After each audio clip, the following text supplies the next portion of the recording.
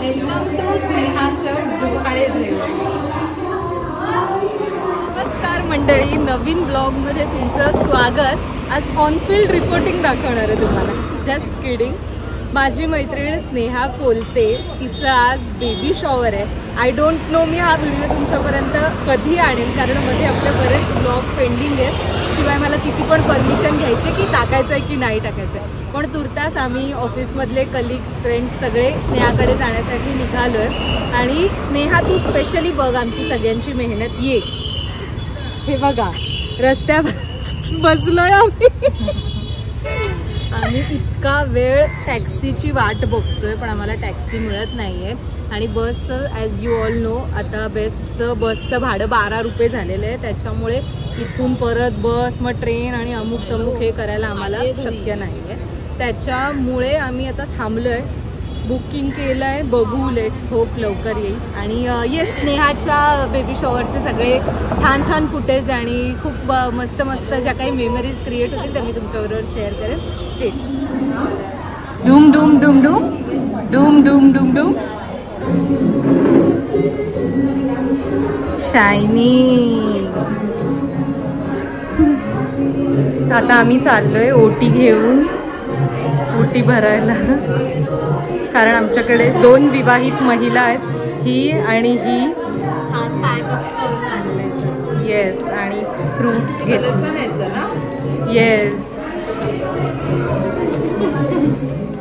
तर आता आपण व्हिडिओमध्ये डोहाळे जेवणाविषयी थोडक्यात जाणून घेणार आहोत. खरं तर मी स्वतः उपस्थित राहून अनुभवलेलं हे पहिलं डोहाळे जेवण.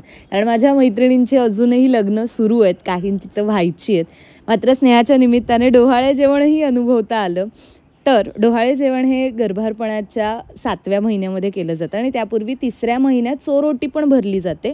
पण 7व्या महिन्यात आता अधिकृतरित्या ऑफिशियली डिक्लेअर करून की आता आमच्या घरी कुणीतरी येणार ग असं म्हणत प्रेग्नन्सी डिक्लेअर करण्याचा हा महिना आणि हा त्याच्यासाठीचा सोहळा.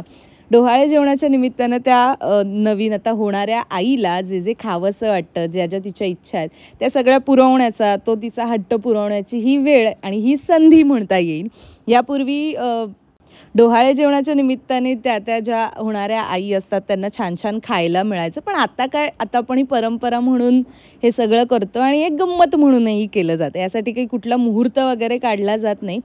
सगळ्या ज्या सुवासिनी महिला असतात त्या तिथे त्या होणाऱ्या आईची ओटी भरतात आणि तिला आवडीचे जे काही पदार्थ असतात ते सुद्धा दिले जातात. स्नेहाच्या आवडीचे पण काही पदार्थ पुढे ठेवले होते, ते तुम्हाला मी दाखवीन.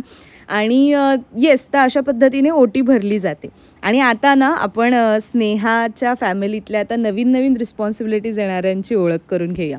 हा आहे देवेंद्र, स्नेहाचे मिस्टर आणि आता होणाऱ्या बाळाचे बाबा. आणि त्याच्यानंतर आता आपल्याला दिसतील ह्या ज्या गुलाबी साडीमध्ये काकू आहेत त्या आहेत स्नेहाच्या सासूबाई, होणाऱ्या आजी.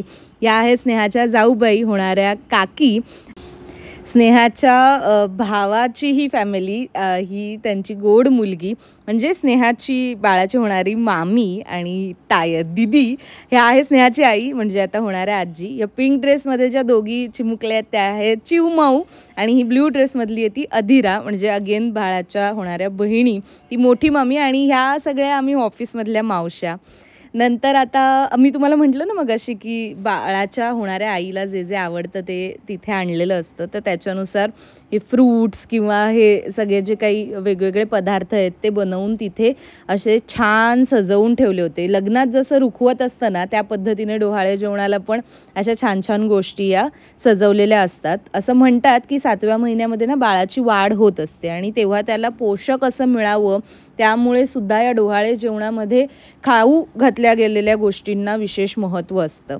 आता आपण जाणून घेणार आहोत की डोहाळे जेवणातल्या काही पद्धती आहेत बघा इंटरेस्टिंग. चंद्रावर बसणं, हा असा धनुष्य बाण मारणं, याला नेमका अर्थ काय?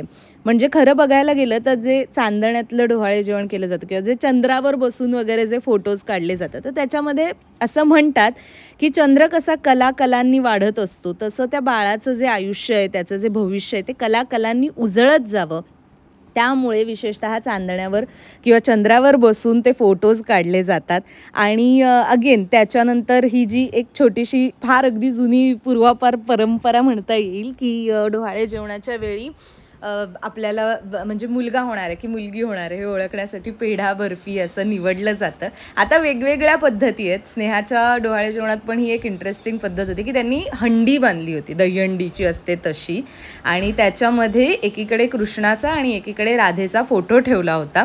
कारण अख्ख्या डोहाळे जेवणाची तुम्ही बघताय तशी थीम ही राधाकृष्ण पॅटर्नमध्ये आहे. तिथे छान मागे पोस्टर्स पण आहेत, त्याच्यामुळे दहीहंडी थीम असं घेऊन त्याच्यामध्ये थर्माकॉलचे बॉल्स वगैरे टाकण्यात आले होते आणि स्नेहाने नारळाने ही हंडी फोडली आणि त्याच्यानंतर देवेंद्रने त्यामध्ये जो फोटो होता तो त्याने पुढे जाऊन बाहेर काढला आणि त्यांना जे बाळ म्हणजे त्यांना जे अपेक्षित आहे त्यानुसार कृष्णाचा फोटो त्यांना मिळाला. यापूर्वी आता अधिरा किंवा चिवमाऊ यांच्यामुळे त्यांच्याकडे खूप अशा बाळासाठी बहिणी आहेतच, तर एक भाऊसुद्धा यावा अशी माझ्या मते त्यांची पण इच्छा आहे. ॲक्च्युली आम्ही जेव्हा स्नेहाशी बोलत होतो ना तेव्हा स्नेहाने खूप छान वाक्य आमच्यासमोर म्हटलं होतं की मला असं वाटतं की मला मुलगा व्हावा आणि त्याचं कारण म्हणजे मला एक आदर्श सेट करायचा आहे की एक आदर्श मुलगा कसा असावा, त्याने सगळ्यांशीच कसं वागलं पाहिजे आणि त्या ह्याने आणि नेमका डोहाळे जेवणाला सुद्धा तिने कृष्णाचाच फोटो निवडला.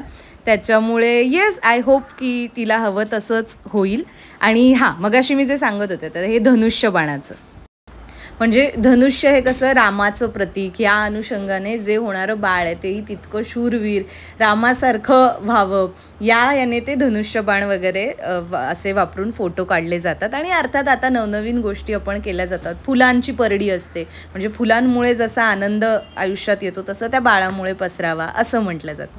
बरं, आता तुम्हाला दाखवते मी जेवण. मी खरं तर त्याच्यातच सांगितलं आहे पण विओ यासाठी कारण मागे गाणी चालू आहेत आणि मला कॉपीराईट नको आहे. सो पावभाजी होती ॲज वी प्रेडिक्टेड, त्याच्याशिवाय होता पुलाव आणि ते पोटॅटो नगेट्स होते.